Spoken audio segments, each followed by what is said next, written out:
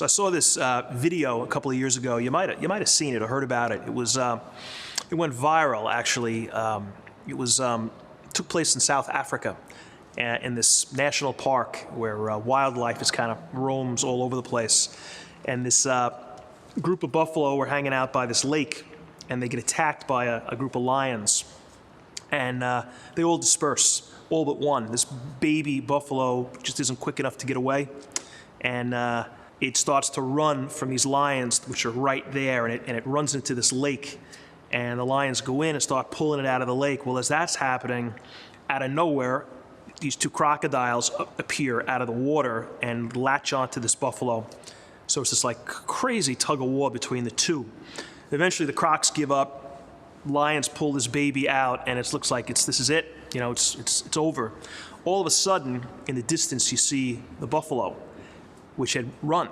They've regrouped, and now they're approaching. They're going to rescue this baby, and they do. Ultimately, they do. Just a really amazing kind of scene.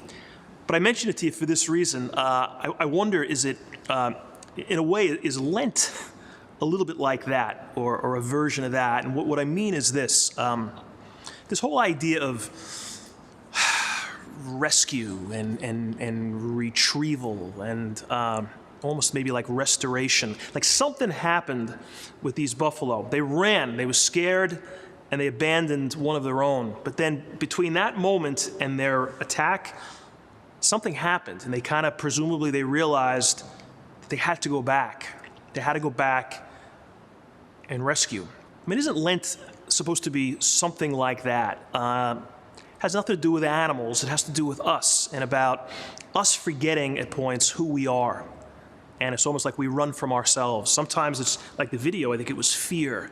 Sometimes it's just the company we keep. If I'm around people that are different from me, you know, I become like them, and I forget the person that I was really meant to be. And I think part of these weeks, we're supposed to just sort of attack that. Like say, hey, how have I become somebody that I'm not proud of? How have I gotten away from certain truths that I used to just be all about? And somewhere along the way, I just kind of got away from it. I just suggest you maybe take these weeks of Lent and think about that. Like what's got to be restored? What's got to be returned in a way of ourselves?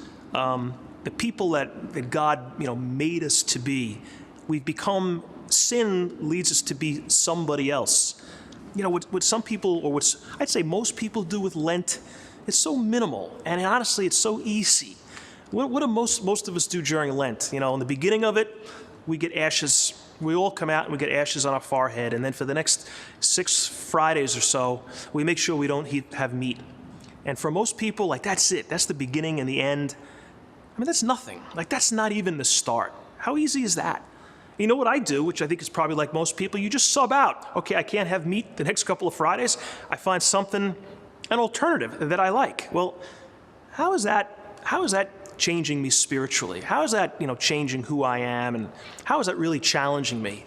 Man, look at these weeks. Look at this great season, which is tough. It's not supposed to be easy. It's supposed to be challenging. And challenge yourself. Make it about more than I'm going to have pizza for the next 6 Fridays in a row. Make it about this restoration.